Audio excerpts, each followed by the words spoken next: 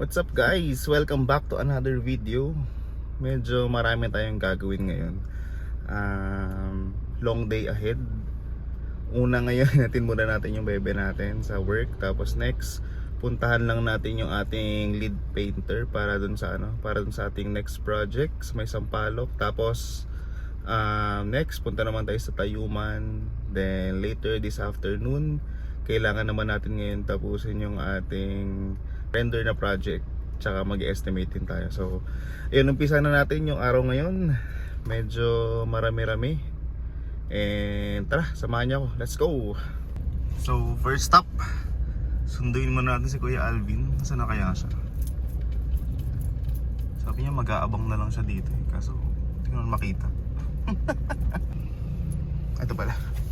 Ayan si Kuya Alvin. Yun, naka-olive green. So yun guys, tapos na kami sa unang site. Medyo lipat naman kami sa kapila, Tayuman. Tapos sa Sampaloc, pinatingin ko lang yung kailangan mga waterproofing dun sa first project namin dito sa may Manila. Tapos ayan, lipat po na tayo sa kabila. Okay? See you.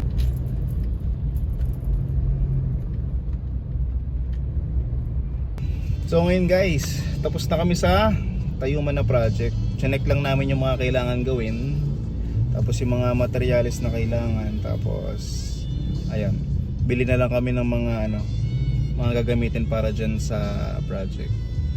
Tapos sila Kuya Alvin pala to, si Kuya Noel, tapos si Kuya Chris. Ayan, mga legend na pintor. Mga matatagal na namin ng mga pintor to. Kaya pag may mga medyo mga malalaki na mga project, yan, sila yung mga pinapadala namin. So may bibigyan na lang nila sa akin yung mga kailangan ng mga materyales para sa mga project na gagawin. Tapos ayun, bibiliin ko na mamaya para makapag-umpisa na kami. Change of plans pala. Instead na pumunta ng Wilcon ngayon para bumili ng materyales, kasi kesa inaantay ko muna yung mga kailangan nila Kuya Alvin, yung mga pintor, pupunta na lang kami ng Pampanga. So gamit namin yung isang truck para ma-pick up dun sa warehouse yung aming mga gondola para dun sa repaint ng firewall na project dito sa may Sampaloc. So ngayon, yun, kailangan namin kumuha ng 4 na set na gondola tsaka 4 na patong ng scaffolding. So doon muna tayo pupunta ngayon. By the way guys, ngayon pala on the way na wala pupunta ng Pampanga, para mag-pick up ng mga materyales para doon sa mga tools mga gagamitin natin para doon sa waterproofing doon sa may Sampaloc. Ang nangyayari pala doon kasi ang nangyayari doon sa Sampaloc, sa bahay ng tropa natin, ilang years pa lang daw yung bahay nila, na siya, nag-leak na yung sa labas. Ang gagawin natin, mag-waterproofing lang tayo doon sa may mga firewall niya, kasi napansin namin may mga cracks na. Then nung chine-check namin, syempre nagbakbak na yung mga pintura sa loob. Ayun, repaint na rin tayo ng mga ibang parts dun sa interior ng mga ibang mga lumopo, para kahit pa paano maging presentable na yung apartment ng tropa natin. So hopefully maging maayos yung project. Tapos sana walang mga unforeseen na mga problema, kasi so far naman nung tinignan naman namin siya, straightforward lang naman yung project. So ayan, lunch muna tayo guys. Ipot, haba ng pila dito sa McDo. Yung sumunod na kasi na Petron to after nung KM23. Pag-exit na ako ng Pampanga. So yung bodega namin mga 30 minutes away pa dito. So tara. City of San Fernando.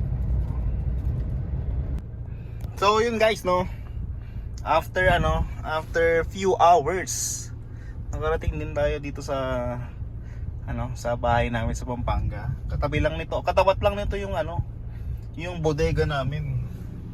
Ayun, sobrang daming scaffolding. Tsaka nandiyan rin sa likodan yung yung gondola na gagamitin natin sa project. So tara, baba muna tayo. Bisitahin muna natin yung ating mga magagandang tita.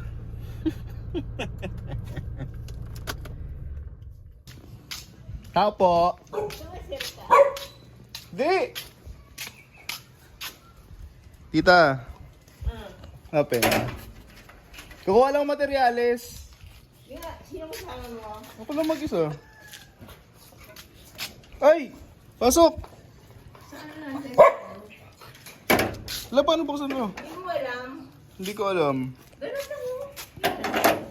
Mag-vlog na tayo for this 2025. Para mapanood ko sa TV. Talaga? Oo. Akala ko ba yung Tingnan mo pagkain. pagkain? Wala kang pagkain eh. Ito pagkain. Ano yan? Dami nyo palang pera dito eh. Oh. Hindi, tumama si Tito Carding. Sa Sa beteng. tumama sa... Uy, pwede ba natin banggitin yun sa video? Uy, ako pa naman nung video unang-una. Okay lang yan. Ganda ng Christmas tree nyo dito. Hindi. Papunta sila Kuya Jess. Ngayon? Ngayon, kasi magkakarga kami ng mga Kakarga kami ng mga ng scaffolding tsaka ng gondola. Ito asa namin dito. Si Bruno. Si Bruno Mars na napakabait. Yun. Ito si Choco. Si ano nga, pinano nga eh. Ano to? Anak to nung aso namin sa bahay.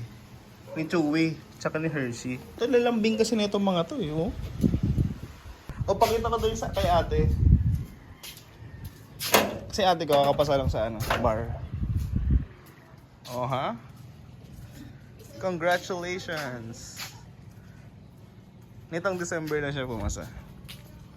Okay, magandang hapon po. Magandang po na kayo, sir. Magandang hapon po sa inyo. Magandang po kayong buo. Kaya ngayong hapon po, magkakarga po kami ng gandula. So, magkakamit na po sa project ng Holy Family. Dadalhin po kanila pogi sa Manila. Kaya, iwan mo na po kayo, sir. Magkakat muna po kami, sir. Ito yung aming bodega. Dito sa Pampanga. Pwede dala namin na pogi. Dito dinadala yung mga yung mga materyales, Doon kayo tataas. yung mga scaffolding pagkatapos sa mga project. Lipat dito, lipat. Ay mga tubo, mga jack, mga platform, mga cross brace, H-frame. Pag nagtatayo kami ng bahay, halos lahat nandito.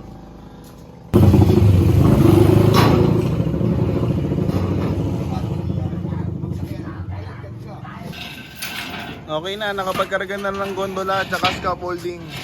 Opo. De-deliver Kami na pogi. De-deliver na namin to sa Manila. Magpapaalam lang ako kila tita. Diretso na ba tayo, Jess? Okay. Diretso na? Kakape muna kami. Saan magkakape? Sa loob. Kakape sa loob. Okay, good. Papaalam lang muna ako kay tita. Kuha na kayo? Ako, uwi na ako. Tita, si Claude. Ayos ka na? Tapos na ba magkarga? Ay, hindi mo na sila kakain. Kakain. Nandito ako. Kakain niya to sila tita. Oh, sige, yun. Sige po. Ikaw uwi ka na. Baka umuwi na ako. Ay, hindi ko muna kakain. Tingnan ko tita. Kasi baka malobat na ako eh. Sige po. Bye, Choco! Babay kita birenga mo ito. Tita Bereng, bye-bye!